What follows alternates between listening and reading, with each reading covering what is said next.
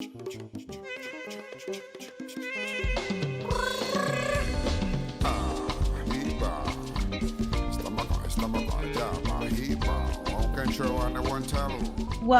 to Ghana's Creative Community Network event. I'm Essie Yamwa, and I am the founder of Yamwa Entertainment. Want to let you know that this event is being officially endorsed by Beyond the Return. We're also excited because this year we have partnered up with Vivi's Dance Factory. Vivi's Dance Factory is a dance and drama school made up of passionate and professional trained artists striving to promote art through education, performance, and entertainment. They believe in excellence, dedication, and discipline. Their vision is to raise global champions in the art industry and train young people to become well-rounded and highly equipped individuals in various endeavors. A part of our proceeds from this event will be used to purchase dance materials to support Vivi's Dance Factory. So, cracking the creative code, this event is going to talk about finding efficient ways or steps to become successful in the creative arts industry. We're also going to be talking about building strong relationships for creatives in Africa, as well as the African diaspora. Then what we're going to do is we're going to have two panel discussions. We're going to have a 5-minute break in between. And at the end of the discussion for the second panel, we're going to provide you with the link that you'll be able to go to and network with everyone on this on this Zoom. So it's going to be absolutely amazing. So make sure you stay tuned the whole way through so you can get the link. So I'd like to introduce our beautiful panelists. Let's start off. Vivian Boateng. She is the CEO of Vivi's Dance Factory and an assistant lecturer at the University of Ghana. She holds a bachelor's and master's degree in fine arts and theater and in dance studies at the School of Performing Arts at the University of Ghana, Legon. She has undergone the Le Four Prima Ballet teaching training program with Mandy 4-Acre Dance Academy, an affiliate of Royal Academy of Dance in the UK, and she has been teaching ballet in various schools for the past 12 years. Hello, Vivian, welcome. Thank you. The next person we have is Joseph Otsiman. Joseph Otsiman is an award-winning actor from the critically acclaimed film, The Burial of Kojo, directed by Blitz the Ambassador. He acted alongside Hollywood actors such as Jimmy Jean Lewis and Amake Abebrese in the multiple award-winning film, The Cursed Ones, which earned him Best Actor in a Supporting Role nomination at the African Movie Academy Awards. He's recently completed his latest project in LA with the singer/songwriter Sam Dew. Joseph, welcome. Thank you, Essie. Welcome. Our next guest is Kwabena Boateng, but Vivian and Kwabena, they're not related, just FYI. But they both have the same last name. It's a very popular name back home in Ghana.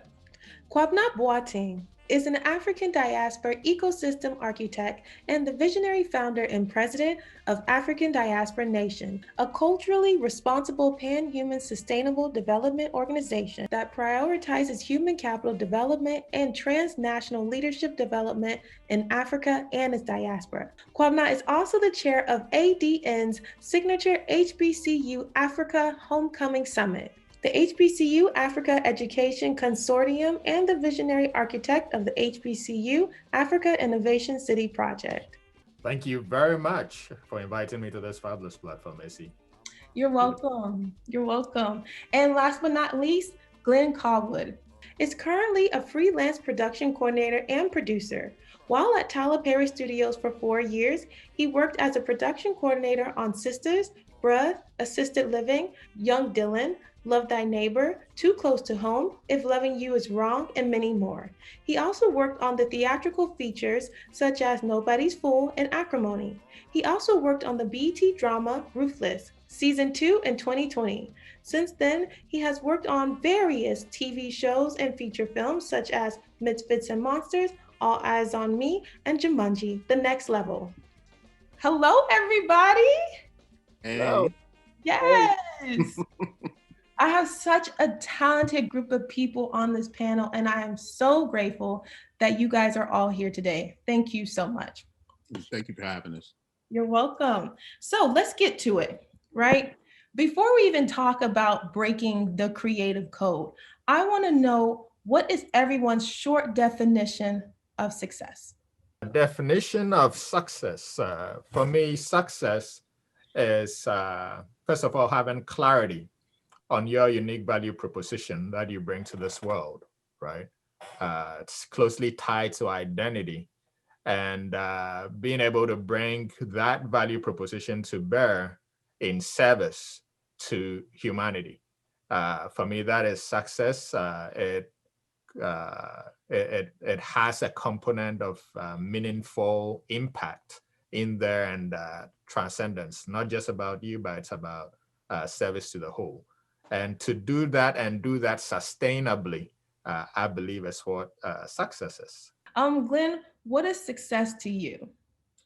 Success to me is getting to a point where you are peaceful with your career and your family and friends, and also, most importantly, uplifting and bringing those up that you're helping to bring along.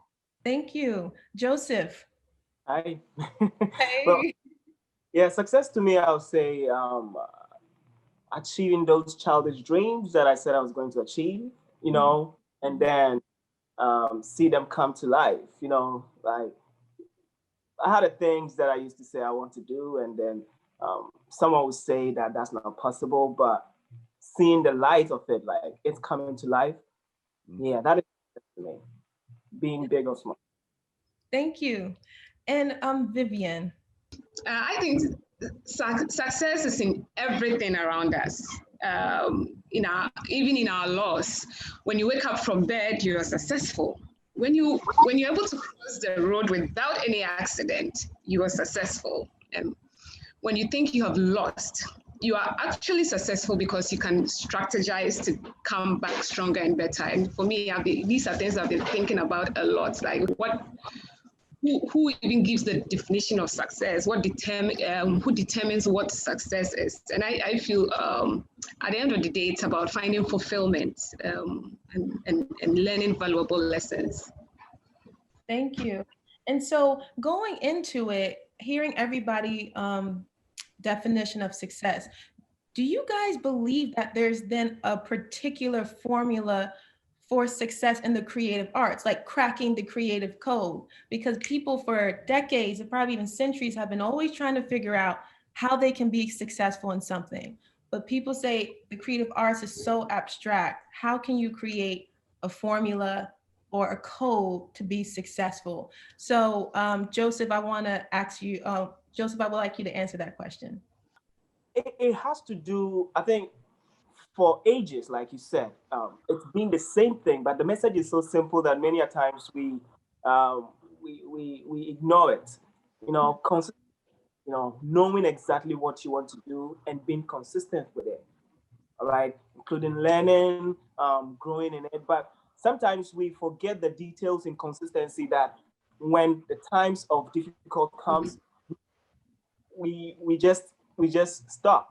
And so I've met a couple of people, along this line of my career, and then they are like, yeah, I wanted to do it, but it was too tough, so I had to divert. And I understand you have the right, but then you have to know that when you are going with consistency, it means that it's going to rain, it's going to shine, it's going to snow, which someone saw whatever the first time, which is amazing. Yeah, all these times are going to come, but for you to know exactly the point that you're going and say that, yo, I'm not going to stop. I'm going to figure a way out, even if there's a blockage, I'm going to find a way around it. Mm-hmm. And time, you might think that it's going to happen in 5 years. Sometimes it will take like 10 years or 20 years or even less. So if we have that in mind and decide to keep going and keep fighting, I think we're going to break it through. Thank you. And also just a reminder for everybody too, if you have any questions, let us know in the Q&A section, and we'll try to also ask those questions as we're having the conversation. Thank you, Joseph. So it definitely seems like consistency and determination to help us get through those rough days, especially being I have a question for you though, SC. How are you so alive and active this early morning? It's only 8 a.m. in LA. Like, Well, like you said, Joseph, it's all about being consistent.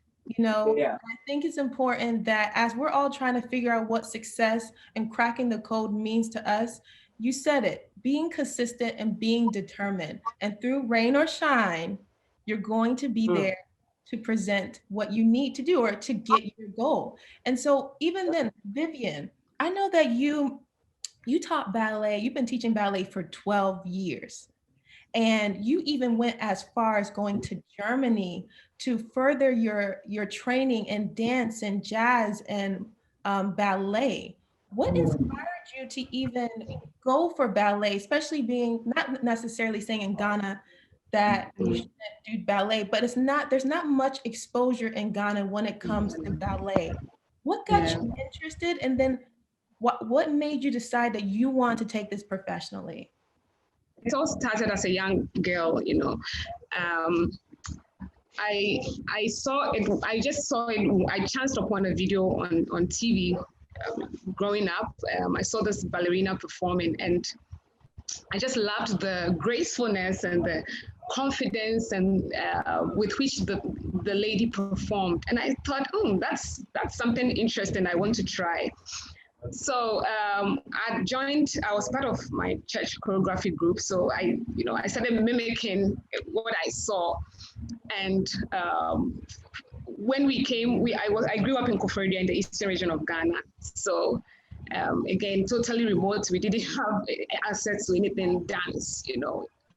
So when we came to Accra, we used to come to Accra once a year for excursion, and I saw books on ballet. I immediately bought them.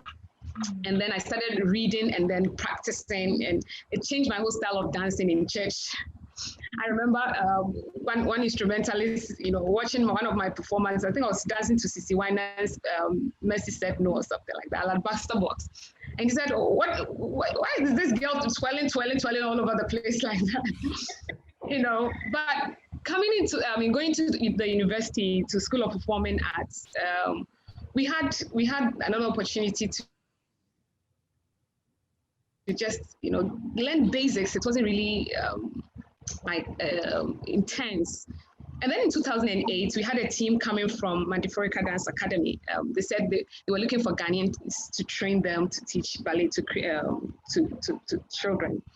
So I quickly jumped on. There were about 64 of us, and I was one of those 64 people. And so we went through an audition. They cut the number down till there was just 10 of us. We came down to 4, and then finally to 2.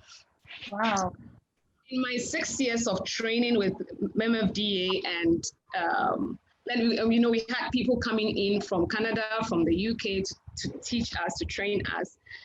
And what I saw, because most of the children that performed or that came to the ballet school were rich people's children, ministers' children, elites, experts. And after 6 years, I thought I saw the benefits of not just ballet but dance, for children. I saw what dance could do for these children that came in week after week. And so when when I went through all my crisis and then I resigned from MFDA, I decided that this is something I think every Ghanaian child should experience, because one, I didn't get that opportunity growing up, to get someone to pick me and then help me to build my talent. And sometimes I just wonder where I would have been, if I had that opportunity. And I thought every Ghanaian child should have this opportunity. And so that was when the journey started for me. I became more hungry for knowledge. And so after I resigned, I said, look, I'm going to go on the internet and look for, ideas, because ballet comes with a structure, a syllabus. I mean, it's a whole big deal. And I needed to start, looking for opportunities to train and to become better, because that's another thing I believe in, excellence. I just didn't want to be that ballet teacher in Ghana, just doing it anyhow. I wanted to feel confident that when you place me anywhere around the world, I can give off my best someone can look at me and say, indeed, you're teaching the right thing. And so that's why I persisted. I paid to travel to, to continue to train and then get all that knowledge. So yes, it's my passion and my passion to get every Ghanaian child to train them to become their best self. Even if we don't get, I know that about 95% of these children we are training will not end up being ballerinas or even professional dancers, but the values they gain coming into the studio, the discipline, the focus, the teamwork, the social skills is what keeps me going. I know that they're coming in for more than just dance. So yes. Thank you, Vivian. Thank you so much for using your story as a foundation for others to stand on so they don't have to start over again, just like how, you didn't have that foundation. So thank you for doing that. Joseph, I remember, let's go back to when you were talking about, you would say that you had these dreams and people thought that maybe that those dreams couldn't happen. I remember you told me when you were in Takoradi, you used to tell people, I'm going to be in Hollywood one day. Okay, yeah. You're gonna see. Yeah, and they laugh at you, right? They did. It's funny. I didn't just grow up in Accra. I grew up in Takoradi. It's like 5 hours from Takoradi to Accra. So you're not even living in Accra, and Accra is where the Ghana movie industry is taking place. And you are in Takoradi, it's Kyokuma, and you are saying that you want to be in Hollywood. It didn't make sense. Like if you say it, it's like it's a childish dream. It's it doesn't make. But then I didn't see it to be just a childish dream. I'm like, I am going to go. Even if it looks impossible, that's where I want to go. And so when I found myself, like recently in California filming, even though, of course, it was a big production, but I'm looking up to, more bigger production. I'm like, wow, this is it. This is it. Like, this is it, what I was talking about. And I knew nobody. I didn't know anybody. I just had a dream. And I said I was going to go. So it's possible. It is. And so, Joseph, what would you say that you did different compared to other people, from a boy who came from Takoradi, who wasn't even in the big city? So for everyone, Accra is like the big city in Ghana. Yeah. And then next is Kumasi. What do you think that you did specifically that made you, that got you to where you are today, that you had a chance to actually work in Hollywood this year? Yeah, I would say I dreamt like a kid, and I will explain it. Mm-hmm. Of course, I worked. I had the grace of God on me. I went through the challenges, all the things we're talking about. I still had this thing that this dream is possible. I didn't care what people were going to say or people were saying about it, because if I listened to people, I would have stopped a long time ago, because it looked impossible at some point. But then, like I said, I dreamt like a kid. In my head, I'm like, this is going to work, even though it's impossible according to the mathematics. But I said, it's going to work for me. And so it's the consistency. Even when I hit the rock bottom, I know this is it. But I'm like, no. As a kid, I know this. If Santa is coming with a gift, he's coming. I don't care if there's Corona. If Santa is working this year, I'm getting my gift. That's what a kid would say. So I don't care how long it is from Takoradi to Hollywood. If I say I want to be in Hollywood movie, I want to be in Hollywood movie. Done. And that was being consistent with your dream. Like, it doesn't matter how hard it is. You just believe this is where you're going and you work towards it. And it works. I've heard so many filmmakers and successful people, so many of them talk. And it is the same thing. Some of them became successful at an older age. And that is because they knew where they were going and they were not going to stop until they get it. And so the question is, you want to get it. Are you ready to sacrifice for it? Are you ready to wait? Are you sure you want it? Because it may take time. And I think that's the biggest question. I think what happens is, and Glenn, I would love to hear your point about it. Sacrifice usually seems to stop so many people from their dreams because they're not ready to give up what they have to get something they've never had before. How do you feel about that, Glenn? Sacrifice. Sacrifice is daunting. But you know what? My background is I kind of reinvented myself various times. Being creative as a child, but not going forward with that creativity. Listen to your parents, get that good job, and try and make money, retire, that whole thing. But I always in my head wanted to take pictures, draw, stuff like that. So I moved to Atlanta. I came and I developed a whole new career. And then once I did that, I still had that dream that I wanted to be in film. I wanted to take pictures, but I just didn't know what avenue I can, take to get there. So I started researching. And then finally, when I was in advertising, I decided we made an event. And then from there, I was like, wow, this is what a producer does. So I was like, cool. So next thing you know, unfortunately, I got laid off, but then that turned into another opportunity to chase my dream. So then from there, I partnered with other individuals that were working in the indie field. Um, it was sleepless nights, and there were times when I was gonna, I didn't know how I was gonna pay rent, but I just said, you know what, I have to make these sacrifices to chase my dream. And then one person that worked for the city of Atlanta said, hey, Glenn, there's an opportunity for you to possibly get into the film industry. Go and join this program. And lo and behold, they accepted me. And then I got on my first feature film as a PA, as an office PA. And I was like, oh my God, this is what it's like in Hollywood on a Hollywood film. And it happened to be a Will Packer film. And I'm like, oh my God, this is really cool. So I just kept my head down. I just learned as much as I could. And most importantly, I networked my ass off. And I worked my ass off. And network. I'm sorry, because that was a question I had for you. Glenn is one of the people that I know that has an intensive network with a lot of people, because I feel like Glenn knows everyone. And so you talking about the sacrificing, please, in this networking event, because at the end we're going to be networking. Mm-hmm. What can you tell, how did you craft your network? And what are the 3 things that you feel like people don't do properly when they're crafting their network of people?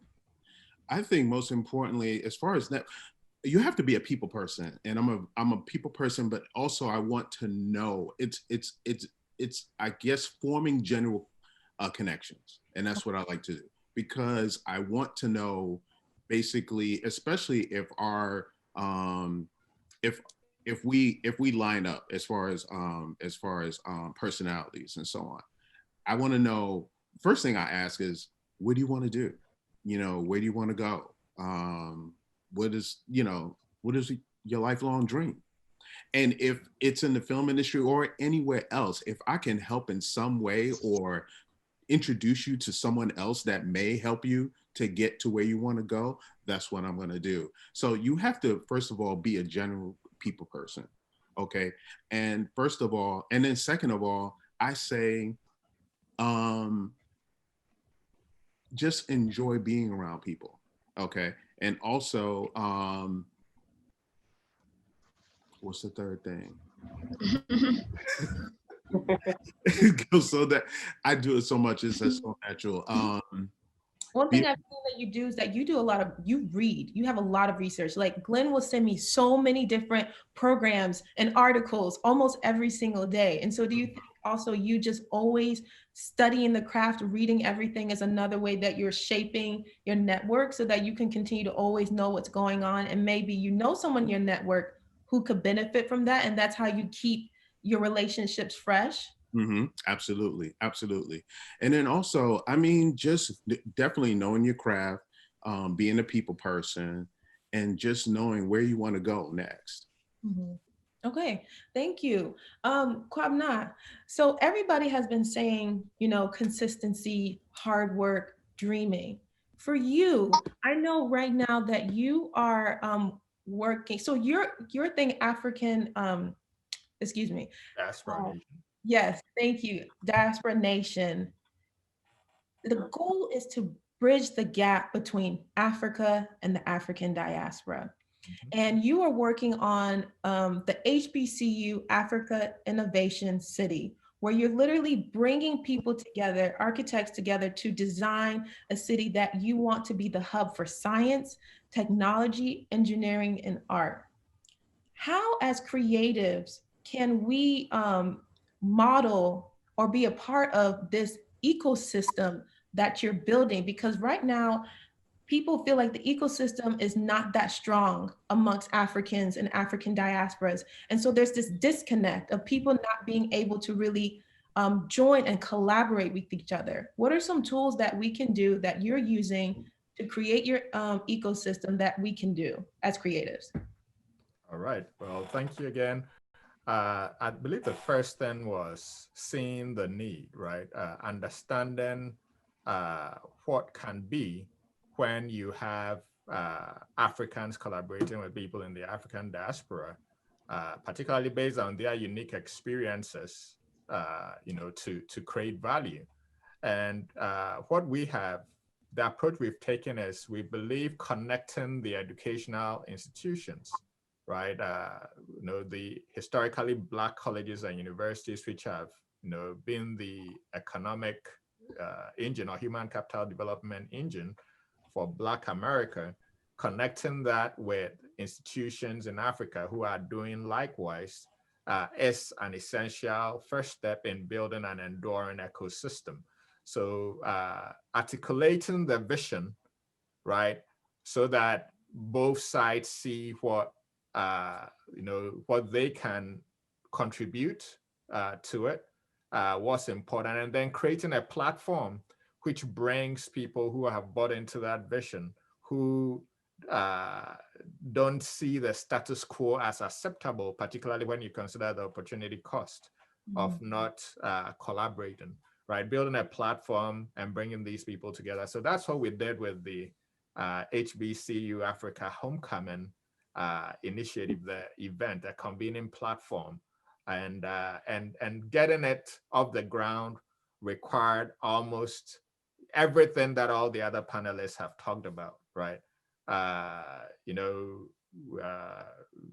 Determination, consistency, extensive networking, and just having that dream that, hey, I was born to connect, I was born to create, right? So once you have that strong sense of, it's almost like it's tied to your identity, right? So you breathe to live so that you can do it, right? And I believe that's the attitude Joseph was talking about. It was like, I'm going to do it, right? Well, if I'm breathing, I'm moving in that direction, right? Yeah. So for me, that framework is important. The HBC Africa Homecoming Initiative. Then we talked about, hey, there are issues and challenges on the US side, right? And it has a lot to do with global exposure for people who attend historically Black colleges and universities. They're usually the first in their families to have that kind of exposure and all that. So when it comes to global immersion, they are underrepresented in that market. And then Africa as a destination is also underrepresented. So we're like, okay, why don't we work collaboratively on a project which is meaningful and impactful? It allows students to conceive real-world solutions to real-world challenges. And the HBC Africa Innovation City came about because of that. It's about providing a landing spot for these students from the US who, traverse various disciplines, creative disciplines, STEAM disciplines, all that. How do you create a landing spot for them to engage Africa and its opportunities?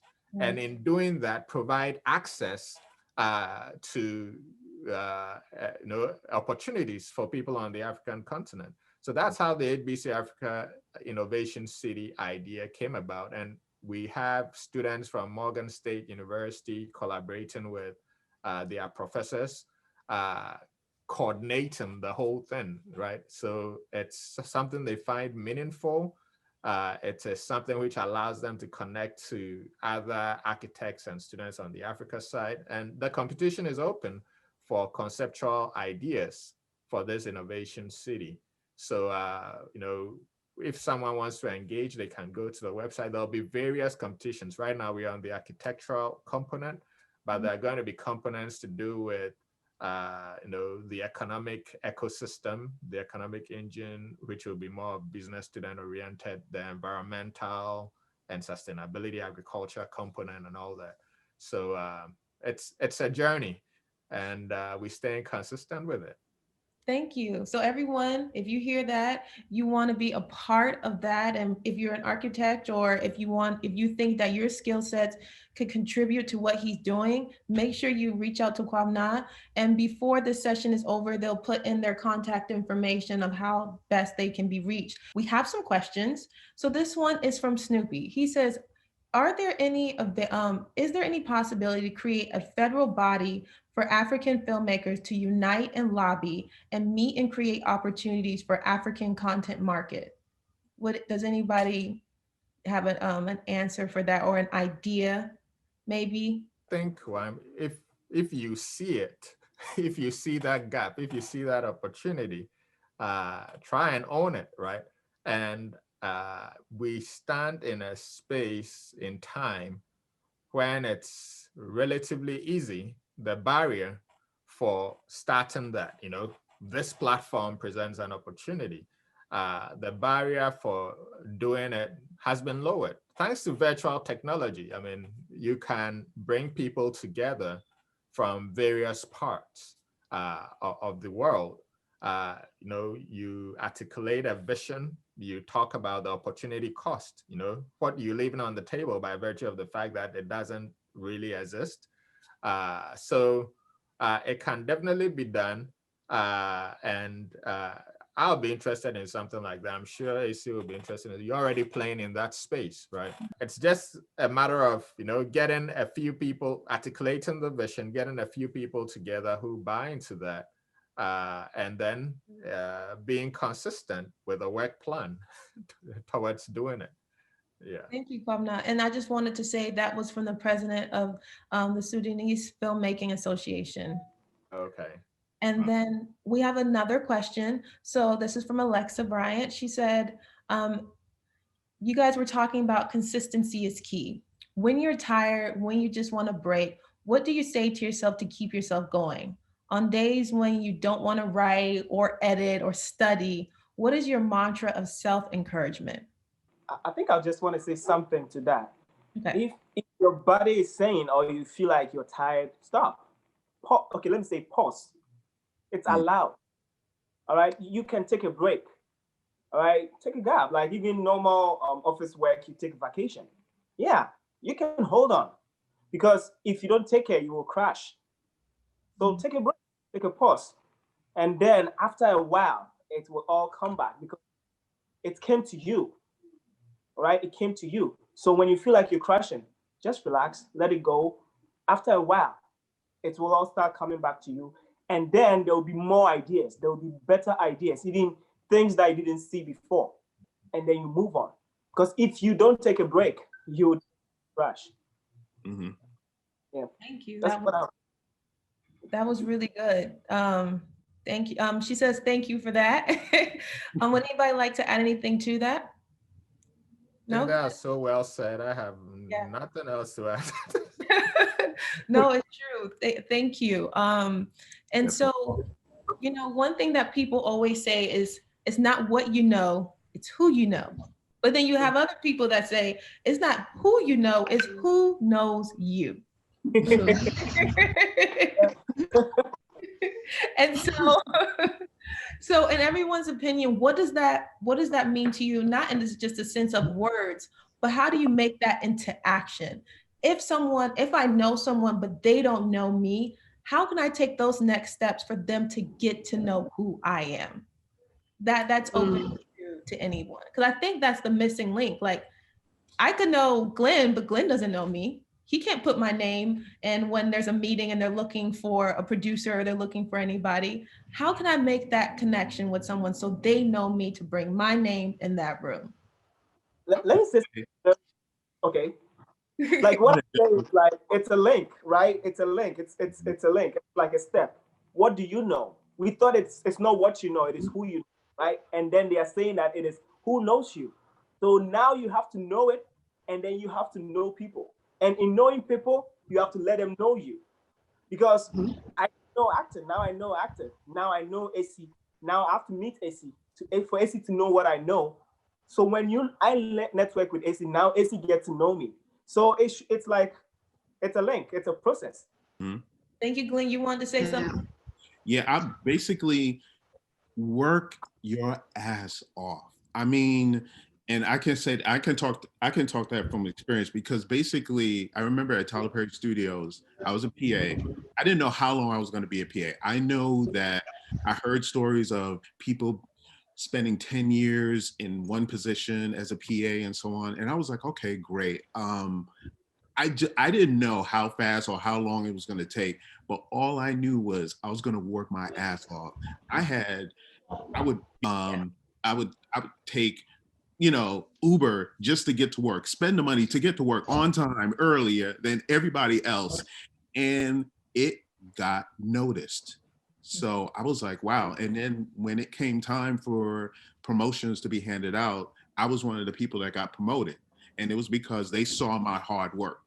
I didn't know a lot of people there, but all I did was I focused on the work, and that was it. And I got seen. Okay, thank you. Nico has a question. Oh, Vivian, did you want to say something? Yes, I wanted to just add some few things, So again, I also believe in what they've shared, that you have to know your stuff. You need to be prepared for the opportunities that are coming. When an opportunity brings itself, are you ready to take it?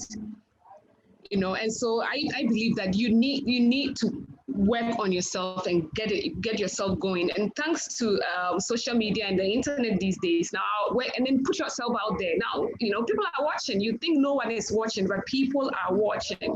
And a typical example is when this American Ballet Theatre soloist Shea sent me an email. Like, I was checking on the internet, and then I saw your dance school and all that, and I'm interested. And so we started talking, and the next thing I knew, okay, he had spoken to his people, and then they're giving me a scholarship to do my teacher training certification with ABT. And for me, because I started from somewhere for a long time, I kept going, I kept the focus, and then someone found me, and now he opened the door, for other people to get to know what I'm doing. So we also have to work on our stuff, making sure that we are the best in what we are doing. Thank you. And then quickly too, we have to wrap up this discussion. But Vivian, also, I just want to say you were certified as the first acrobatic instructor in West Africa, the first out of whole of West Africa. How were you? And quickly, what does that mean to you? And how will you use that moving forward? It's a dream come true, because one, as part of the vision for my dance school, or even the performing arts institution that I'm looking at, which is the bigger picture, to get an institution for young people. I want Ghanaian children to be able to do amazing stuff with their bodies, not just ours, when you throw them here, they can do it. When you throw them there, they can do it. And to be able to do that well and protect their bodies, I needed to get that knowledge. And so when I got the opportunity, it was like a dream come true for me. One step is to make sure I'm giving my students professional training, protecting their bodies so that they don't hurt themselves. They can continue to, turn this path. And going forward, we're going to train our students so they can compete in the international level. I don't see that happening in Ghana. And I feel we need to train our children to be able to also compete on the international level, because we have talents here, and they just need the right environment, the professional training to be able to, be everything that they can dare or dream to be. Yes, so, yeah. That's what I'm talking about. Yes. I mean, it's that energy that's going to push the next generation to do more than what we've done. So we have to wrap this up. I know, and I see there's some questions. We're going to try to answer those questions. Ask those questions in the next session. Before we go, quickly, and this is for each panelist, what is your dream or goal for creatives in Africa and the African diaspora? Glenn, you can start. My dream is to partner with either Ghanaian or any country in Africa, any kind of developing studio, film studio, whatever, partner with them here in the US and make a joint film. It's interesting, when I first got started in the industry, even before I got at Tyler Perry Studios, I worked on a short film with a director from Ghana. His name was Eric. And I was like, oh my God. And he told me so much about the motherland. And I was like, wow, we need to make a film together. So that's Thank you, Glenn. Thank you. And see, and that it just starts with one connection. And then now you know me, and then now you know Joseph, Kwabena, Vivian. and that's how literally it starts. Kwabena, please, what is your dream or goal for creatives in Africa and in the African diaspora? Well, mine is kind of connected to Glenn's. I want to see there are amazing stories of how we have inspired each other, how the African diaspora has inspired Africa and how Africa has inspired the African diaspora. If you take Ghana, for example, our first president, Kwame Nkrumah, was a product of a historically Black college in the United States.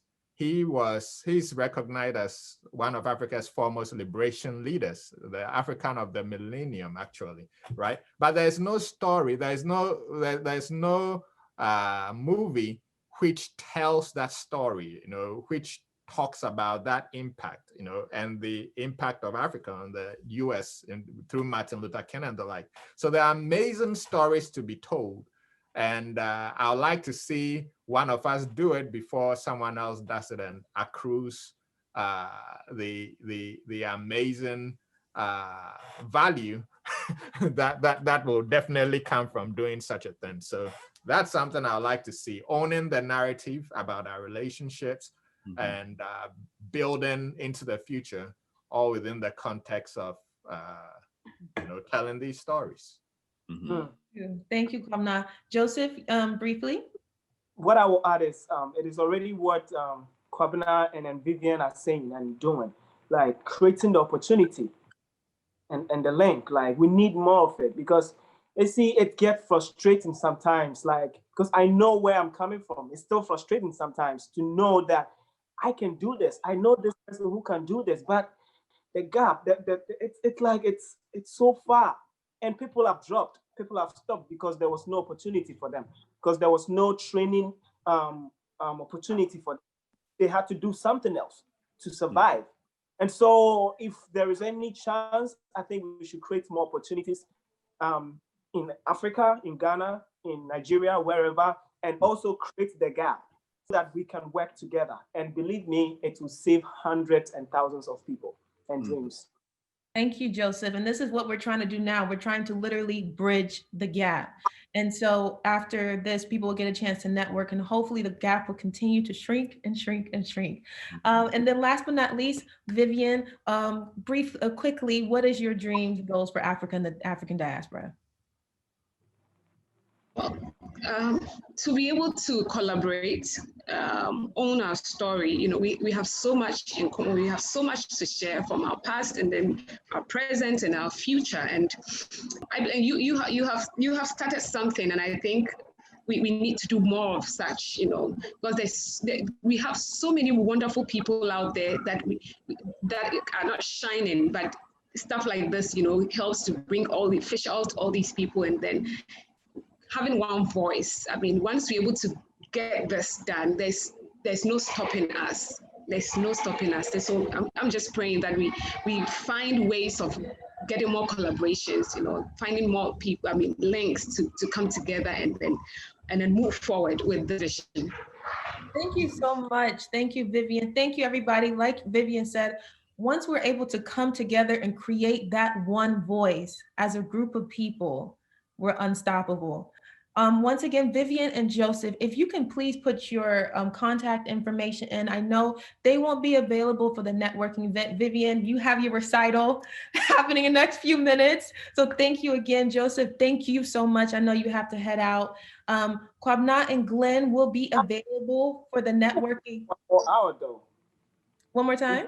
Yeah, I can stay for like 1 more hour or maybe 40 minutes. Okay. Yeah. Okay. But I'll still there anyway, so. Thank you. Thank you. Yeah. So if anything, right now we're about to take a quick break and then we're going to get a chance to meet our next group of panelists. Once again, thank you guys. Make sure you stay on. That's right. Let it go, brother. All right.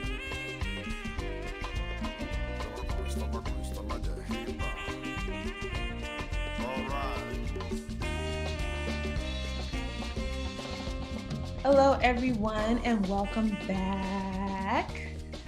Hope we didn't have you guys waiting too long.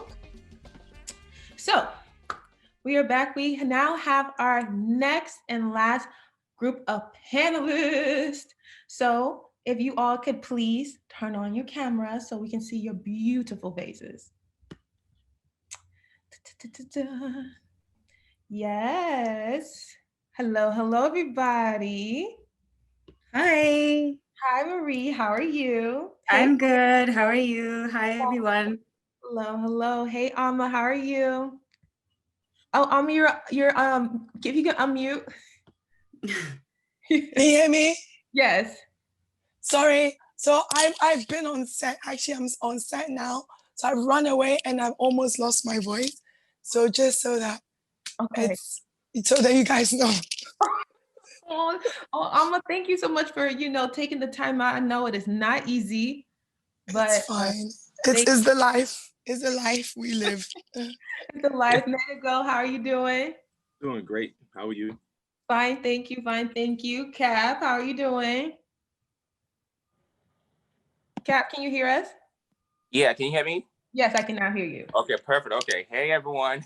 Hello. Okay, you guys. So thank you for coming on. We're super excited about this one too. So let's get started. So the person that just told us all that she's on set right now is Abebrese. Is an award-winning actress, TV presenter, and producer. Her film credits include Seeking Sands, Ties That Bind, The Cursed Ones, and the Netflix movie Beast of No Nation, which stars Idris Elba. She is the narrator and a producer of the 2018 film The Burial of Kojo, which is on Netflix. Her TV presenting career spans over 20 years on TV in the UK and on Ghanaian and Nigerian television. She's vocal about child rights, gender equality, and human rights issues. Welcome, Amma. Thank you. Thank you so much, Essie. You're welcome. The next person we have is Donyelle Manigo. He's an entrepreneur and gaffer. In 2014, he earned his electrical license and started a small electrical company called Georgia Electrical Installers. That year, he started working at Tyler Perry Studios as a rigging electrician, laying cable and distribution. Eventually, he worked his way up as the rigging gaffer, and finally, in 2017, he was given the opportunity to be the gaffer for the first time on a Tyler Perry film, Acrimony. Donyelle is currently working on a few projects at Tyler Perry Studios. Welcome, Manigo. But he goes by Manigo, everyone. Hello. Hi. Pleasure. Hi. Next is Marie Humbert, is an actress, model, influencer, art lover, and dealer. Marie played Makina in the international hit web and TV series An African City, which was featured in the New York Times, Hollywood Reporter, the BBC, CNN, and many more. In 2017, Marie was nominated twice at the Ghana Movie Awards for Best Actress in an African City and for Best Discovery of the Year. In addition, Marie previously took on the leading female role of Kwabena in the Urban Movie Channel series 40 and Single, soon on Netflix. Marie is mostly present on Instagram, where she's just launched a series of IGTV talks called The Identity Talks. Marie, welcome. Thank you. Thank you for having me. You're welcome. And last but not least, we have Nene Kabutey. He is a producer, publicist, and journalist. His career spans from recurring guest appearances like By the Fireside in Ghana to working in New York, Los Angeles, and Houston for Fashion Week as a model and showrunner. He's a proud graduate of the HBCU Texas Southern, where he received a bachelor's in journalism. He later on attended Full Sail University and earned a master's degree in new media journalism. After working in the Warner Brothers Studio Operations Department, he became the first diversity outreach coordinator for Warner Media after AT&T acquired Warner Brothers. He's currently hosting the Saturday Shade podcast, which has over 2,500 listeners across the globe. How do you want us to, Cab? Is that good? How you want us to? That's absolutely fine, yeah. And thank you. You're welcome, Cab. Well, beautiful panel, amazing people. Thank you again. So let's get to it. So this is the question I had for the other group, and I want to ask you guys. Before we get into cracking the code, what is your definition of success? So I will start off with Marie. Oh, I thought you were going to ask someone else. I was like, let me think about that one. Should we go to someone else and then come back? No problem. Of course not. Success. Well, I think it depends on everybody. I think everybody has a different definition of success. For me personally, it definitely would be being respected and acknowledged with my peers, you know what I mean, in my industry, in the industry that I work in. I know that means a lot to me just because it's the work that I do. It's not everything, but it definitely is, recognition, I think, within your industry is quite important to me. So I would define that as successful, but I would also say just achieving your goals, like just a simple thing as achieving the goals you set up for yourself, and definitely learning. I think if you can sit down and maybe it's not gone, the trajectory hasn't been exactly what you wanted, but it's brought you to just a higher sense of everything, then I think that's success, Thank you. Manigo, what is success to you? What's your definition? Success to me is kind of defined as happiness. Like if you can find a place in the entertainment industry that makes you happy, even if it doesn't, bring a lot of financial reward early on, that's a good place to be.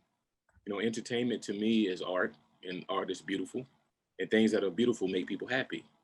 So success for me lies in a place where people are, made happy by fulfillment of a day's work. And then, we know that by doing that, those financial rewards will soon come. That doesn't mean that you shouldn't do a job or take a job just for money. If the job is financially rewarding and within the industry that you want to be in, but not necessarily where you see yourself in the future, then of course you work that job, you be stressed out a little bit, but you be financially rewarded and learn all that you can. And then, once again, harness your creative code and use those financial resources to land you in a place within the industry that makes you happy. Success is waking up every morning and doing the thing in life that makes you the happiest every day, regardless of how much money that brings. Thank you, Manigo. Ama, your definition. I think, for me, I think happiness is quite key to it.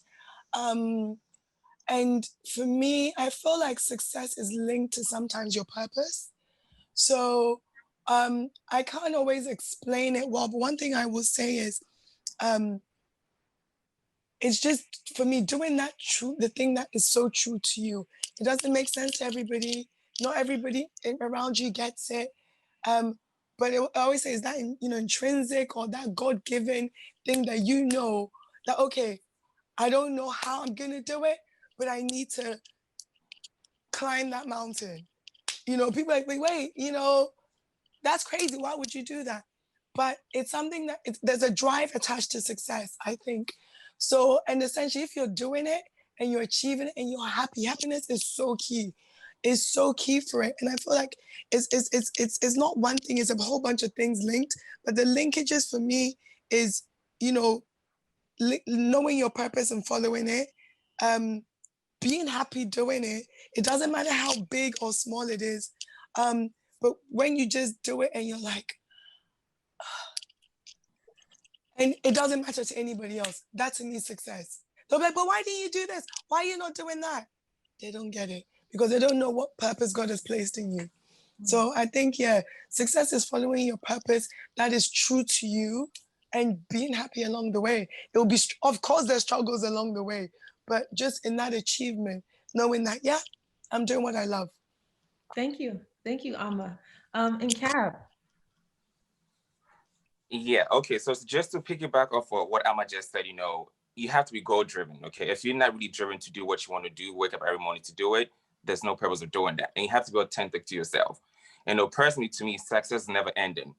It just keeps going because, like, personally, some things I've actually done, I'm like, oh, wow, I can do this. So it's like, let me just tap into something else to do.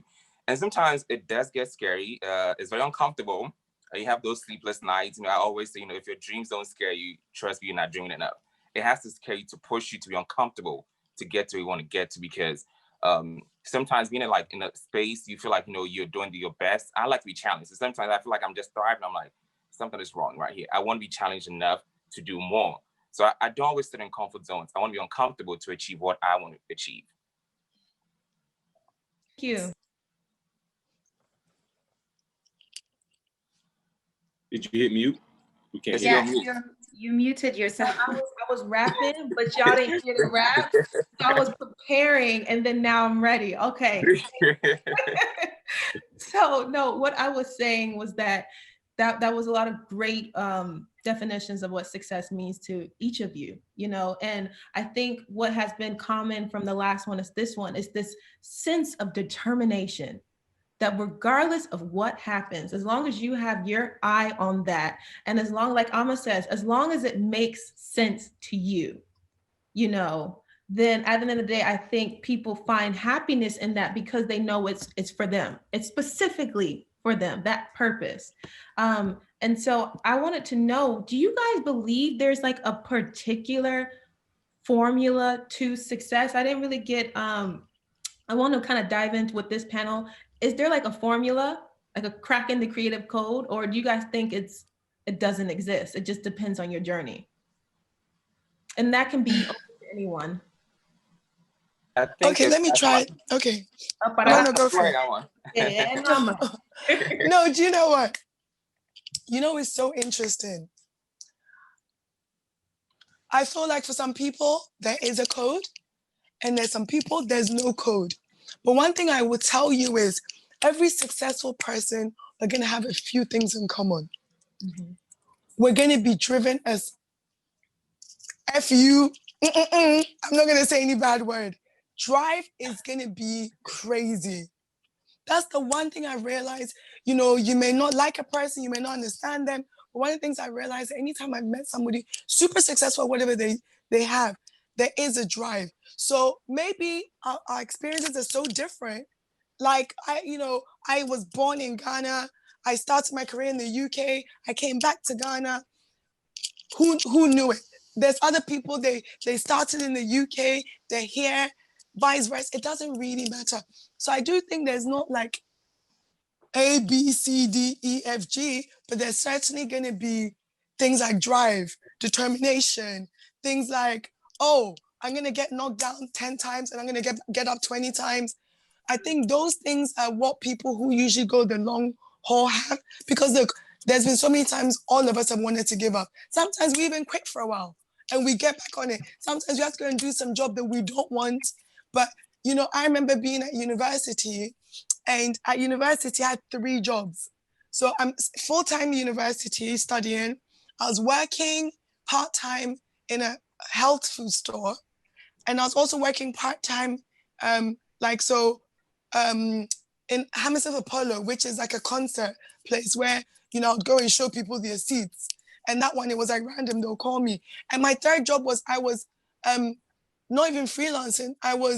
I started as freelance at a TV station, unpaid. And then they gave me a job after like 2 years. So I was volunteering. So I literally was doing, at that time, full-time education, Holland and Barrett working there, Hammersmith Apollo, and OBE TV, because it was like by any means necessary. So I do think that's that's something that it is part of the formula.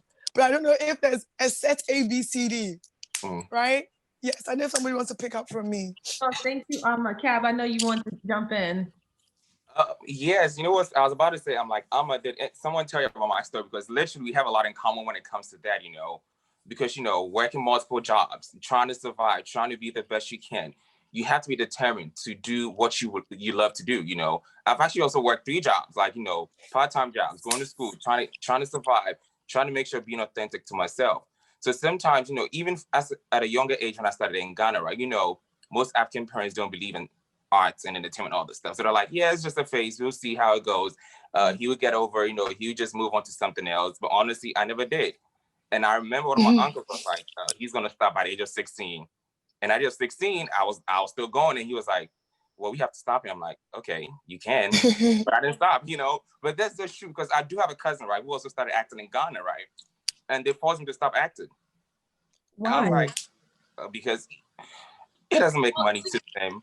Okay. Because I know, yeah, I was just curious on what that specific thing was. Because like in Ghana, and I don't want to say a broad statement like the whole of Africa, but when they think of creative arts, it's like, where are you gonna make money? Because unfortunately, there's this negative stereotype that, at least in Ghana, you can drive by and see so many artists, so many painters, so many, you know, people building and creating art, but they're not necessarily seen as people making money, you know?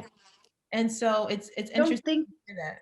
Yeah. Sorry, I just want to say that I don't think that if you want to make money, you should be an artist, if you know what I mean. Like, that's not the mindset that you should have.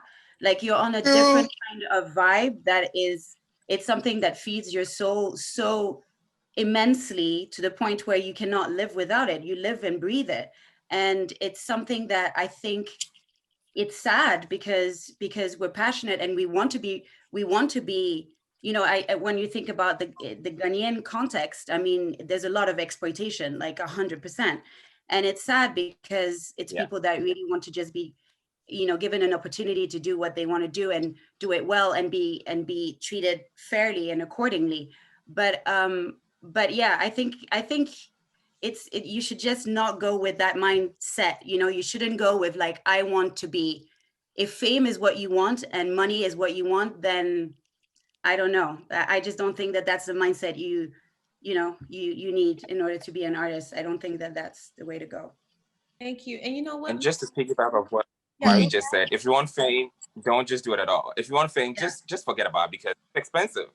Fame is expensive. So I don't think we want to, I'm sure we all hear about all these Hollywood stories. You know, we hear about these actors and stuff, like going to rehab, like, you know, filing for what's it called, bankruptcy. It's expensive. You don't want to do that to yourself. Yeah. So true. Thank you. Manigo, I know, like, so I wanted to ask you, since you've been working at Tyler Perry Studios and you've really climbed up the ladder and you're now the gaffer there, how has your success, how has your knowledge been able to open more doors for other people to be successful? Because we meet a lot of people who have done, you know, pretty well in their careers, but it seems like the pipeline to connect to those people seem to dwindle the higher they get. But Manigo, one thing about you is that I've always admired is that you've always been so open to share knowledge, so open to always share what you know and to give people opportunities. So how have you been doing that through your entrepreneurship and where you work at Tyler Perry Studios now? Well, you know, that's a really great question.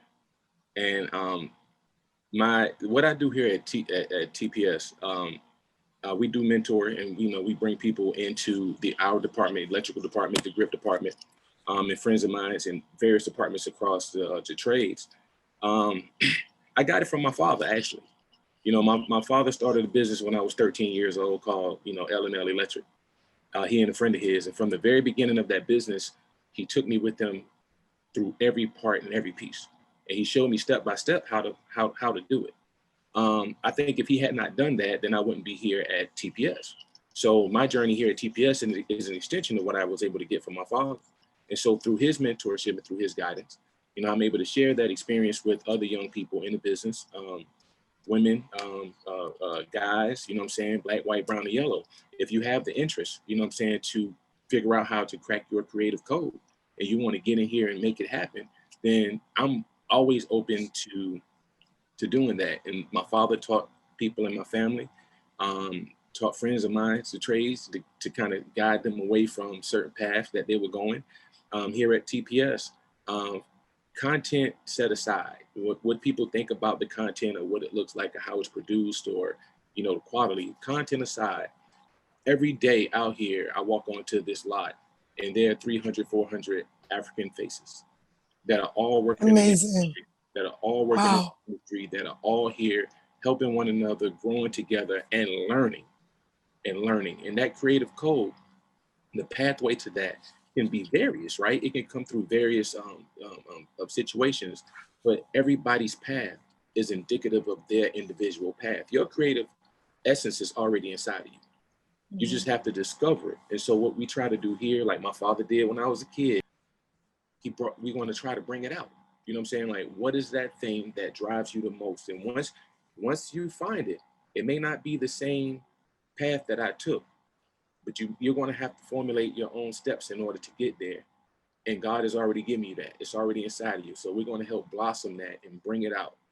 And TPS, Mr. Perry, 2 thumbs up. He's provided that access here. And no different than my father provided it for my friends and family when I was a kid growing up in Savannah. So that's what it's about. Thank you. And Cab, I know for you, you became the first diversity, let me get it right. Diversity outreach. Listen, I had to get it again. The first diversity outreach coordinator at Warner Media. Listening to Manigo talking about outreaching, helping people to create another pathway. What did that mean to you to become the first one? And why, and what does that position mean? Well, wow, that was a journey within 2 years, but okay. Oh yes, please. I'm sorry. Please tell people how you even got there, because I think people be surprised to see how you were able to start from giving tours. Yeah. To being now, the first diversity coordinator. Let me find this thing. Okay, diversity outreach coordinator. So please tell us your story, because sometimes people are like, I'm not gonna do that. I don't want to give tours. Like, how the heck am I gonna make it up here by giving tours in Warner Brothers? But you did. You know what? That's true. And I did have that mindset before actually taking up that job, okay? Because I was leaving New York Fashion Week, which was big, leaving New York, moving back to California. So I was like, okay, Warner Brothers. But the crazy part is I always believe in manifestation. A year before I actually got the job, I was actually driving around the studio lot, which is about 110 acres. So I was like, I can't wait to work here one day. So I just spoke to my friend. I was like, yeah, you do say some scary things, but sometimes it really works. So I was like, you have to, So fast forward a year after, I actually applied to the job a year before anyway, but I didn't get no email or nothing until pretty much 6 months after. I was like, okay, let me just take up this interview and see how it goes. So took the interview. I had to go to LA because I was actually flying. I was moving from Texas at the time, going back to California. So I was like, okay, let me do this. So I went for an interview, which was like very huge. I don't do group interviews. Mind you, it was about 60 people in one room. Oh, wow, that's a lot. So yeah, wow. I don't do group interviews.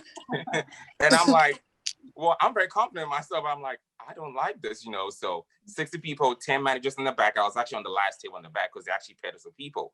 So you kind of like, get paired with someone, you do an intro, introduce a person, talk about what they like and all this stuff. So to be honest with you, I was nervous, okay? And it's very surprising. People are like, you don't look nervous. I'm like, I do sometimes. You just don't know it. So in my mind, I'm like, what can I do to secure or just stand out? So when I did my introduction, I actually did it in French, blessed, thank you, in Ghana, we're forced to learn French in school, which I still didn't like it, but I wish I actually took time to study very well, So anyway, so I did my interview in French. You gotta get lessons, Marie. I know, right? So thankfully, I actually got offered the job the same day, which was like, wow, this is exciting. Wow. Yeah, but when I looked at the contract and I saw the pay, I said, "Oop, you want this? Do you want this?" I mean, for those who don't know, if you live in LA, trust me, you need like multiple jobs to survive. Okay, it's expensive and it's not cheap. It's not easy. That's a fact, and I think people stay away from telling people the fact about that, and that's true. You have to be able to work as hard as you can just to survive, because if not, trust me, being homeless is very easy, especially in Los Angeles. We have a huge problem actually here in Los Angeles. So I was like, you know what? I had to talk to myself, like, listen, you have to look at the long-term goal, not the short-term, okay? This money is, it's really nothing though, honestly. But I was like, let me just take this job. So I took the job, and I promise you, it was one of the best decisions ever, because one, I got to learn a lot about Warner Brothers in a short time. Pretty much know about the history about it. Through there, I actually got a chance to work on Ellen's game show, which is Game of Games, the second season, because it was filmed at Warner Brothers. So I did that. I'm like, okay, I think we're getting somewhere, Then I became full-time, from part-time to full-time.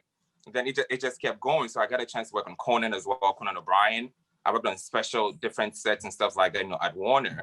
And even there's a new movie, Tenant, Christopher Nolan's movie. So it's just different things I actually ended up working on. Then I was actually put on the talk show called The Real, which I actually stayed on there for a very long time before transitioning into this new position as a coordinator. And it was new. No one had ever been in it before. So I was pretty much like, let's see how this goes. So all the ins and outs, which is like, wow. And I say that to say it actually helped me knowing where I came from, because I'd actually interviewed for about I've actually gone to 17 different interviews in different positions before I actually landed this one. So for this one, I was like, I don't know how this is going. I'm just going to go and mind you, a 30 minutes interview tends like an hour and 45 with a manager. Wow. I know. And it was on a Thursday, and I will not forget. And I mean, I was born on a Thursday, so I always like, it's a Thursday thing, but you know what? Yo. Yeah. I'm like, Yo. it's a Thursday thing. So I got a call on a Wednesday. She was like, hey, I want to offer you the job. Do you want to come on board? I'm like, okay, cool, excited. So when I got on board, I realized, because no one had actually been in their position, I had to find ways to see how we can actually bring more diversity into the company itself. For those who don't know, Warner Media is actually the umbrella right now, and actually owns CNN, CNN, HBO Now, HBO, like all those. Oh wow! So, like, wow. So at the time, did they own all of them, or they bought more since you've been there? Yeah, they bought more for in the last 2 years. Yes. Wow. Yeah. So I mean, this is great. Amazing. Yes, I was like, oh, well, I have to do this, But just looking at myself, being a dark-skinned person, okay, when I started in my old department, it was a lot of Caucasians, and I mean, people were like, "Don't you feel out of place?" I'm like, sometimes, but it's the mindset, though. I go to do my job, not to look at the skin tone, even though most people do look at your skin tone when you're working. But I told myself, I'm not gonna let whatever anybody says to detract me from doing what I want to do. And obviously, it paid off because I kept moving up, and I'm like, I'm grateful because it's all about the mindset and being determined to do that. And just looking at how, I came from like studio operations and seeing different things that go to bad. And I'm like, the oh wow moment, being able to be in a position where we can actually bring different people, especially people of color, together. It's like onto all the Warner Media subsidiaries, so it's just amazing. Good. And see, that's one, and I love this story because it's like, we should never be discouraged by how we begin. I think it's a Ghanaian proverb that says, no one knows the beginning of a great man. And then I modernize it and say, also a woman, because, But no, it's true. And I'm so proud of that you were able to keep pushing and to open yourself for opportunity. I think success also comes into play when we open ourselves for opportunity. Sometimes when we're too focused, we may cut off opportunities that could help us grow. Marie, now I want us to go and talk about the African diaspora and Africa. So you proudly represent your Swiss/Ghanaian heritage, which I think is amazing. And you have been bouncing from one culture to the other. From your experience, what are some of the challenges that you see when people from different cultures are trying to work together? Because like you worked in, yeah, go on, yeah. No, keep going from. Oh, no, I was going to elaborate, but it seemed like you got it. So I was like, okay, I'm not talking about. No, I wanted to say that in response to what Cap's trajectory and everything in his journey, which is fantastic, by the way, congratulations. Thank you. I just wanted to say that it's funny because a lot, when I did the move to Ghana, I did it from Paris. So a lot of people were like, isn't it supposed to be the other way around? Like, aren't you supposed to be in Ghana and wanting to go to Europe to make it? You know what I mean? Meanwhile, I think, it depends on your own journey, like whatever it is that you need to do for yourself. So for me personally, is that, yeah, I could have stayed in Paris and done the whole thing, which was pretty much not feeding my soul. I felt like a strong urge to go back. I had never lived in Ghana, and I'm half Ghanaian, of course, and very strong mother that I've always been very proud of my roots, but I never lived in Ghana. I was always going on holidays and everything. And I was seeing a lot of interesting stuff happening in the arts, like in the arts industry, so to speak, arts and culture. And I just wanted to be a part of it. And I felt like it was far more exciting for me to be a part of that than to just do, what is expected of me sort of in Paris, and going to auditions that were just not really like, they were not right. Even they were just blatantly like racist and stuff. So it was just really weird. So I decided to make that move. So it's funny because a lot of people always ask me like, how did that happen, or why did you even do that? And I don't regret my decision one single bit. I've done so exactly like Cab, like, you start, you can't expect to start on top. And actually how do you say it? You take more pleasure in going through tough times. You take more pleasure in the long run, if you know what I mean.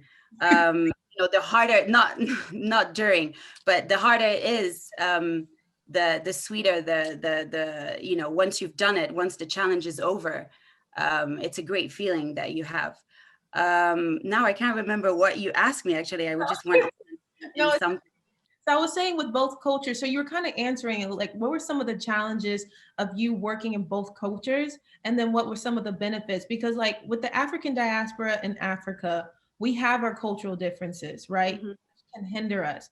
But what are also some of the benefits that we have? So I was just curious to see what were some of the things that you had challenges, and what were some of the benefits? Well, I think working in Africa, I would say more specifically Ghana, because that's where I work currently, is definitely going to toughen you up. It's not going to be easy at all. So it's going to be tough in every way possible. And it's going to challenge you in every way possible. But at the end of the day, you're doing something that in some sort of way, I feel like is bigger than yourself or greater than yourself. Being part of a show like An African City was something extraordinary for me, because I felt like it was about time that a show like that could be put on. And I felt like what we were saying and the topics that we were addressing were so important. And I just like the feeling of being part of shows that are meaningful in that manner. You know what I mean? So I would say that that's what I get when I work in Ghana. I feel like it's training, you know what I mean? It's like toughing me up, like when the electricity cuts and then you have to put the generator and then you have to shoot.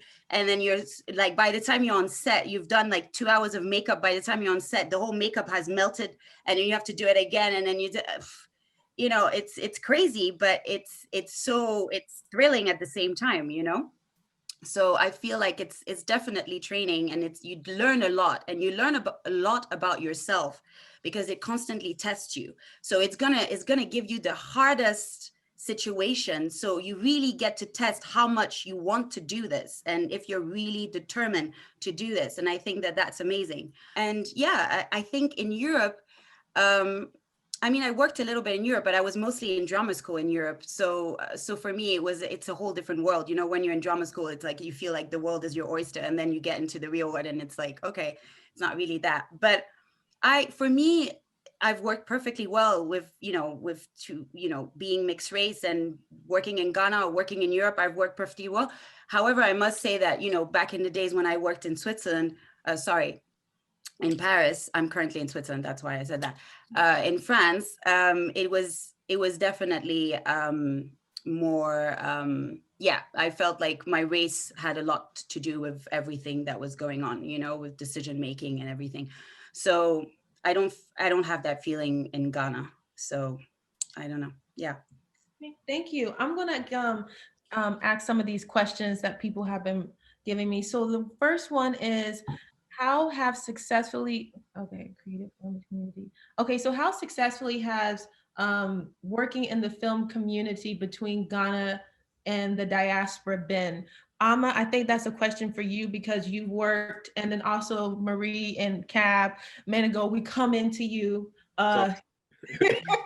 coming.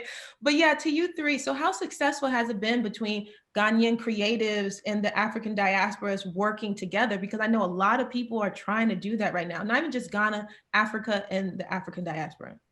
Okay, so for me, my situation is I started in television at the age of 17 in the UK. So I was with a youth training facility where we also had a TV station where we would basically produce and broadcast. And on the back of that, we ended up doing a show for BBC Two. When I was done there, then I moved on to basically go and work. At the time, I was young. So when I started volunteering for OBETV, OBETV was a big change in my life because at that time, I was pretty much going towards trying to get into mainstream UK television. And that time, we used to call it, there's always the one or two token blacks. So if this channel has one black person, forget it. And on top of that, to being a dark-skinned woman, and I was chubby. I was like a lot chubbier. I was a chubby teen. So I was dark-skinned, a bit chubby. I didn't have the look. So I literally went through, you name it, like from youth TV, which it seems like color doesn't matter. When you're on children's TV, color doesn't matter. Teenagers TV, color doesn't matter. You hit 21, 22, trying to get a mainstream presenting job, forget it. And I remember there was June Sapon, dark-skinned Ghanaian presenter. So she took the job for all the black girls at the time. And there was a lot of mixed race people because the UK at that time really panders to more mixed race. And that was it. So I literally remember from acting jobs, presenting jobs, like all the no's. And funny enough, is OBETV just happened to fall on my lap. And the funny thing is the person who invited me there was a white cameraman who was married to a Ghanaian. And he's like, oh, do you know there's some Ghanaians that started a TV station in the UK? This was 15 years ago. I was like, really? He's like, yeah, come along, because I had volunteered on a project and he had worked on it. He said, oh, you're really good. So I started volunteering at OBETV. But what was great about OBETV was it was stood for original Black entertainment. They would show Ghanaian movies, Nigerian movies, Jamaican content, Caribbean content, and it was for the UK, European, Caribbean diaspora. So and it was shown in the UK, Germany, France, all over. So that instantly took me into the world of diasporas working together. So when I started working with OBETV, I started meeting everybody. We would go to France to shoot, and we'll go to Amsterdam, and everywhere we'd go and meet Africans.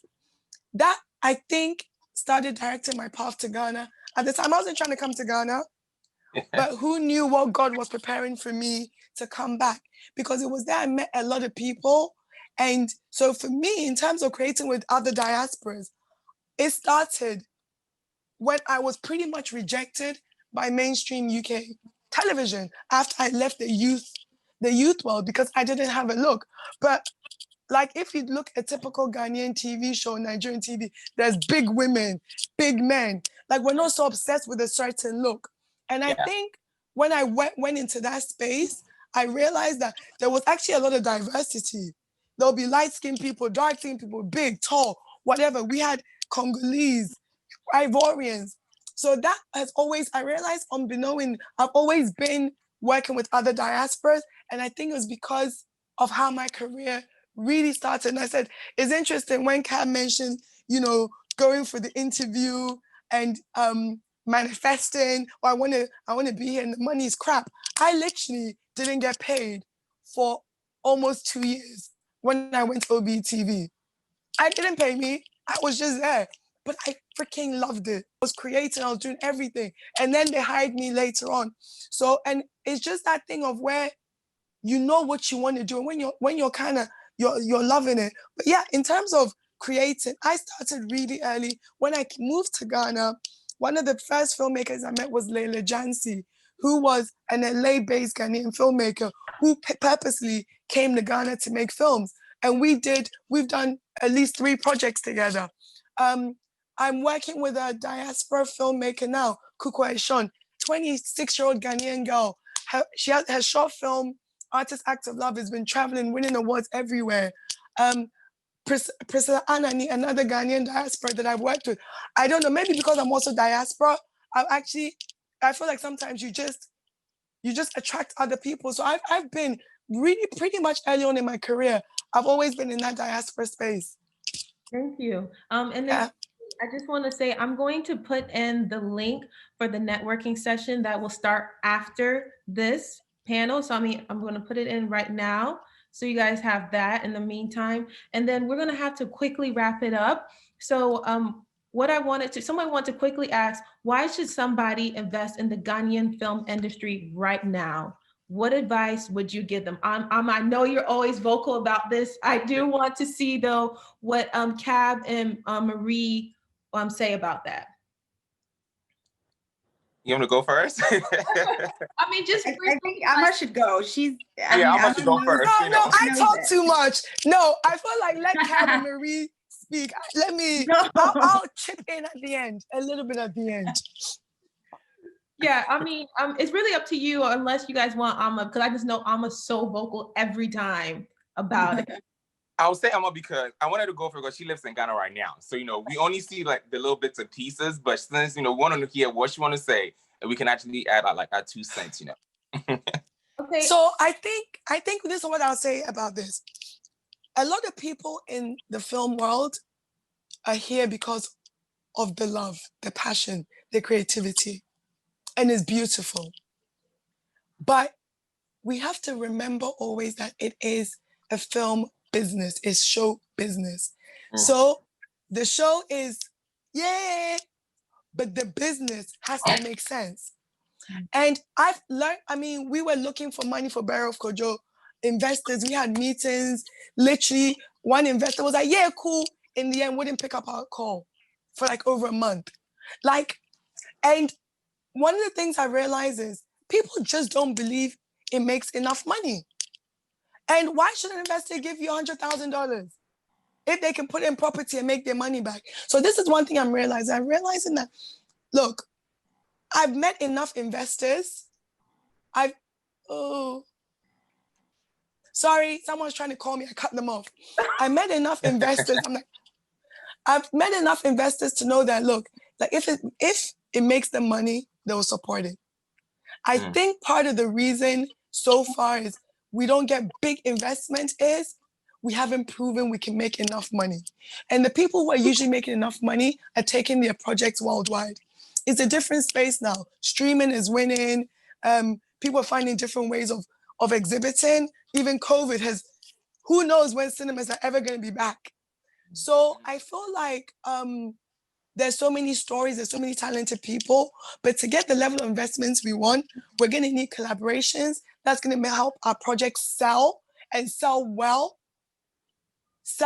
internationally, because right now, not enough people are on streaming in Ghana for it to be lucrative. If right now you can't take your films to tour around Ghana anymore, you can't go and hire a hotel venue, the logistic doesn't make sense. So I think that's one thing I've come to realize is, unfortunately, our films have not made enough money to make it attractive. And unless somebody wants to do charity, and these people, any business person will tell you, I want more money. If they give you 100,000, they're expecting at least 110 back, if not 200,000 back. You see what I mean? And if they put their money in the right projects, they can make that money. So I think that's what I've seen being in the midst of it is most of the time. That's why most people, sometimes we don't get the big budgets, we don't get the level of quality. So we do films which are just okay and they don't make enough money back. So investors is not attractive enough currently. But I do think there's going to be changes, because then I do see a few people inching towards changes, which if I go into will be a lot at the moment. But I think there's changes coming, and a key to it is collaborations with other diaspora or international agencies. Thank you, Amma. And that's what I'm hoping to hear. After we get off this call, when we go into the networking session, that will be the beginning of solving this problem. Which I have to run because, you know, I can't join you guys. So I would have to love you and leave you. Thank you. After. But and also before you guys go, please put in the chat how people can communicate with you through social media, through an email. I know we're going to have some guest speakers who are going to be available for the networking session, but people like Amma who are on set right now have to go. She won't be able to. Before we go, quickly, what is a goal or dream that you have for the African diaspora and Africa? Amma, I feel like you've already answered all. But Manigo, what is your dream, especially coming from America? One of the things, listening to everyone speak, is the passion that you have for the continent. You know, and I'm displaced. You know, and for a long time, people here have been searching, trying to find ways to get back home. You know, be it the Marcus Garvey movement, the Back to Africa Liberation movement, or be it the Pan-Africanist Congress that was held in the early 1900s. You know, people across the diaspora have always been searching for home. And one of the things that's very relevant about the industry here is that if you're of a certain race or a certain ethnic makeup, you succeed because you have a direct connection to your homeland. You know that when you produce content, be it here in America, everybody here is going to go see it, and then you could go ship it and sell it where you're from. The one thing that we haven't quite figured out yet, and we're working on it desperately, of course, is to piggyback on what Amma said, is that, you know, if the resources and the financial restraints are there, then the connectivity from here, from America to home, or vice versa, is hard to connect. But I think things like what you're doing, Essie, and other panels that I've been on with other people, and the fact that COVID is here, and it's allowing us to reinvent our world creatively and how we interact with one another is very important to me to be a part of this panel, to even have these discussions. And I'm thankful for the invite, but that connection to home is something that I miss personally, and I've never been there. But I know that when I'm there, that journey and that circle will be complete, especially from an entertainment perspective, because that's the only way that we can really win, is when we begin to define ourselves through the lens and not be projecting onto somebody else's mental page in ways that don't reflect us and our creativity and our individualism and even our connectivity as one African family dispersed. Thank you, Manigo. Thank you. I love that. That was Can amazing. I just chip in? Yes. I love that. You know, it's so interesting. I want to just link on to what you just said. I'm currently filming with 2 African-American women who came to Ghana last year for the Year of Return, and they're like, we're home. So they've come back, and they're going to be coming back continuously. We're collaborating and we're doing a film. So that's literally what they were like, no, we're here. And that's what I'm working on right now. We've been traveling, Volta region, Western region, Ashanti region. I'm tired as hell. We're shooting like a short film, but you know, they're 2 African-American women. They're like, give me some banku. And they came to Ghana and like, we're home. And it's, yeah. And and they came last December, and they're here. They're coming back in March. They're coming back in summer. They are serious. And it's just like, so I'm glad, obviously, you know, once COVID lets up, please, when you're ready to come, you'd be surprised how many fellow African-Americans are here or have one foot in, one foot out. And that we're collaborating. So please, you're welcome home, my brother. Yeah, I'll be there. I'll be there. Yeah. Marie? Yeah, no, I mean, it's exactly that. I think collaboration makes us greater, you know what I mean? And I think that, you know, when you have people coming from so many different backgrounds, but are all there with one, you know, goal and one vision, I mean, it's amazing. So I you know, whether it is African Americans coming back or whether it is just curious people, you know what I mean, from different cultures that just want to have a different experience in their lives. I have so many friends in Paris, they're like, you know, when An African City came out and they were seeing me in Elle magazine, they were like, yo, should we move to Ghana? And I was like, why not? You know what I mean? Why not? Like, create your own path, you know, and do what I think as long as you're doing something. And I think that, yeah, it was a dark horse in the first answer, but definitely success is definitely happiness. And as long as you do something that fulfills you entirely, completely, you know, utterly, I think you can't lose. You know what I mean? You can't lose. You're not probably going to be a millionaire like you wanted to, maybe not, maybe you will, but you will be happy, you will be content. You'll do something that's worth it, no matter what. Thank you, Marie. And Cab, you are the last one. Well, you know, I'm going to pick up what everyone said. And currently I'm actually producing and directing a talk show. It's in the works as a pilot right now. It's called The Next 400. And, you know, it was great to see I had like Ghanaians be on the show who are like the APs and creators actually Ghanaians. And I had a lot of African-Americans, you know, being a part of it. And they were like, oh, where'd you get this from? Where'd you get this from? Because, you know, the outfit that the host is actually going to be wearing, I actually had it made from Ghana. You know, different things he had on set was actually made from Ghana. And they were like, how'd you get this? I'm like, I know people. I keep connections together. Like I've known people for so long because I started doing like By the Fireside, Chichikule, like all these shows. Most people don't really know about these shows, but I mean, I did this when I was a kid, and I made sure I kept in touch with all these people. So even the designer who actually made the clothes, like The Next 400, he was like, "Yo, I'll do it for you." And we had it made in 2 weeks. If you know Ghanaian, you know. Oh. Dressmakers and don't get things done on time. So nope. They don't. Nope. They don't. And we had like some little piece of art we had on the wall, and was actually made from one of my friends actually went to high school back in Ghana. And it was just making sure connecting people. So now I have a bunch of friends who wanted to come to Ghana. We're supposed to go to Ghana this Christmas, but unfortunately due to COVID, I'm like, let's just wait till next year. I prefer doing this next year in December. And I know a lot of people in the Ghanaian entertainment industry was, like I said, I even did Miss Malika, you know, helping with the designers and stuff. So one of my very good friends is Nasha Comensa-Doku. So I make sure I keep in touch with all these people. So every time I come to Ghana, they see me doing shows or stuff, they're like, wait, do you do this? So I'm like, it's all about the connection. Make sure your connections help you get to where you need to get to. Be respectful, you know, and also be yourself, be outspoken. Don't let anybody stop you, but just make sure you're doing it all in a respectful way. Because, I mean, for those of us who have actually worked in Hollywood and different places, we know how it can get. And people will disrespect you from the hair all the way, and you will have to think twice. Do you really want to go there or just use your words, you know? So, yeah. Thank you, Cap. Thank you guys so much. This was amazing panel. Thank you for having us. Thank you. Thank you.